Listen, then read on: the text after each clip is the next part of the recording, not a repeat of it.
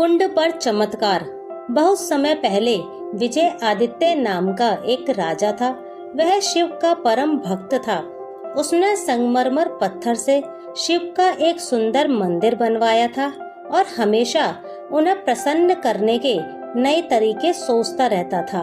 एक दिन राजा ने सोचा, सावन का मंगलमय महीना आरंभ हो गया है। सावन में सोमवार के दिन भगवान की पूजा करने से बहुत लाभ होता है, इसलिए इस अवसर पर विशेष पूजा होनी चाहिए। यह कैसे किया जाए? बहुत सोचने के बाद उसके मन में एक विचार आया।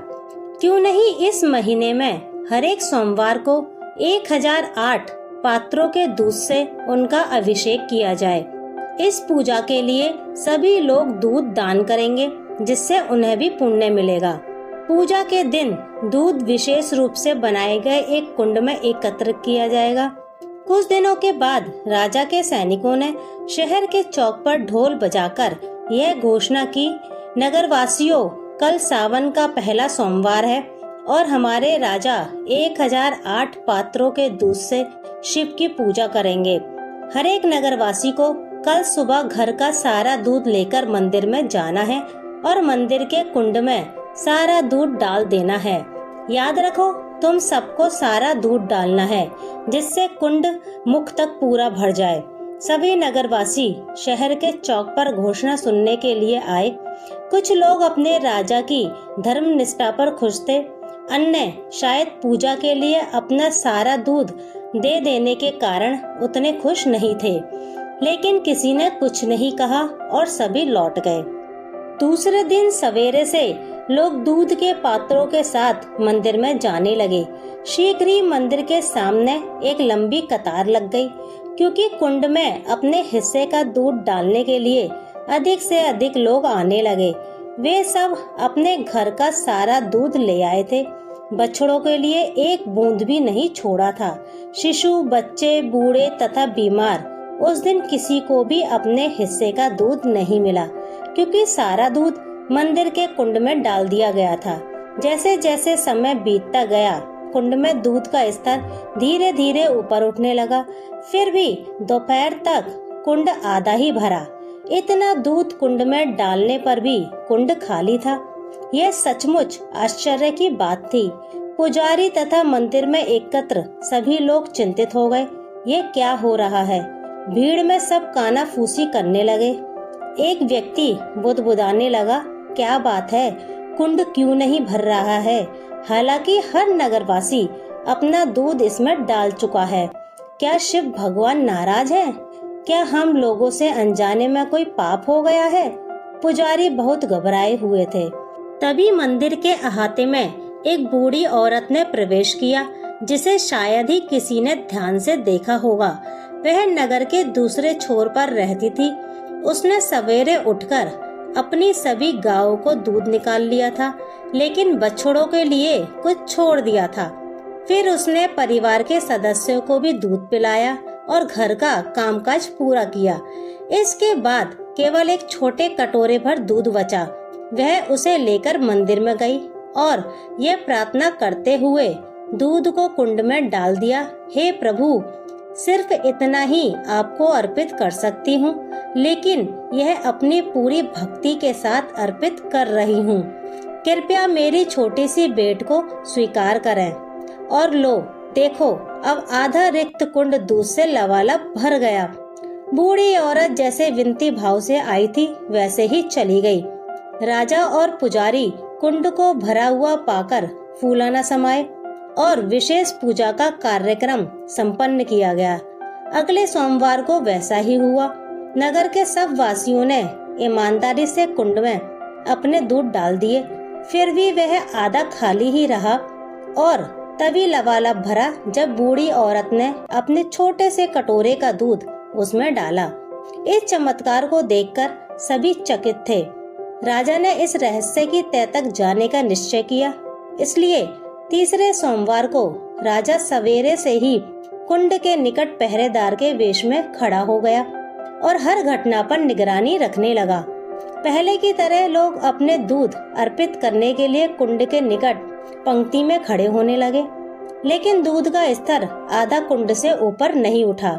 तब बूढ़ी औरत कटोरा भर दूध लेकर आई और ऊंचे स्वर में प्रार्थना करने लगी, हे प्रभु, मैं जितना दूध बचा सकी हूँ वह आपको अर्पित है। मुझे विश्वास है कि आप अपनी असीम कृपा में इसे स्वीकार करेंगे। कृपया करके आशीर्वाद दें। तब उसने कुंड में अपना दूध डाल दिया।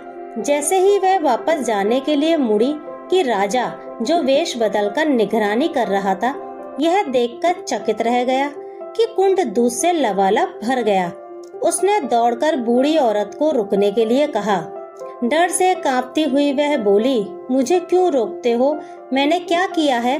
राजा ने कहा, डरो मत माँ, मैं राजा हूँ और तुमसे कुछ जानना चाहता हूँ। कितने ही लोग अपना दूध कब से कुंड में डाल रहे हैं, फिर भी कुंड आधे से ज्यादा नहीं भरा, लेकिन तुमने जैसे ही इसमें छोटे कटोरे भर का दूध डाला, कुंड अचानक लबालब भर गया। क्या बता सकती हो ऐसा क्यों हुआ? बूढ़ी औरत ने उत्तर दिया, महाराज, मैं एक माँ हूँ और माँ कभी अपने बच्चों को भूखे देखना सहन नहीं कर सकती, इसलिए मैंने आपकी आज्ञा का पालन नहीं किया। गायों से दूध निकालते समय मैंने कुछ दूध बछड़ों के लिए छोड़ दिया और फिर सब बच्चों को दूध पिलाया। इसके बाद जो दूध बचा वही पूजा के लिए लाई हूँ।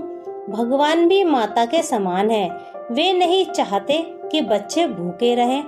स्पष्ट बोलने के लिए क्षमा चाहती हूँ।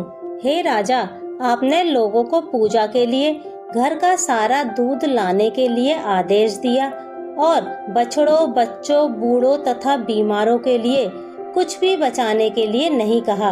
प्रजा दुखी थी, लेकिन आपकी आज्ञा का उल्लंघन नहीं कर सकी। उन्होंने अर्पण तो किया, किंतु स्वेच्छा से नहीं। भगवान को यह पसंद नहीं आया और आपके अर्पण को अस्वीकार करके उन्होंने आपके प्रति असंतोष प्रकट किया।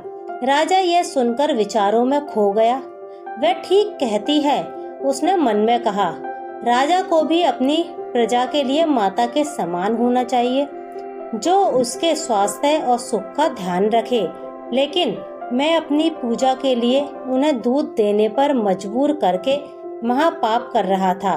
फिर भगवान हम पर कैसे प्रसन्न रहते? शर्म से उसका सिर झुक गया। वह बूढ़ी औरत से बोला, मैं तुम्हारा शुक्रगुजार हूँ माँ, तुमने हमारी आंखें खोलकर सच्ची भक्ति का मार्ग दिखाया है।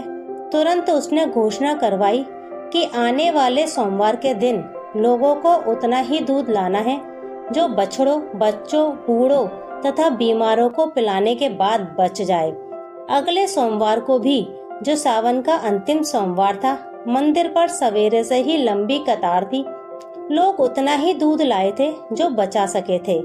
राजा ने भी उतना ही दूध डाला जो महल के बछड़ों, बच्चों तथा अन्य लोगों से बच पाया था। परिणाम आश्चर्यजनक था।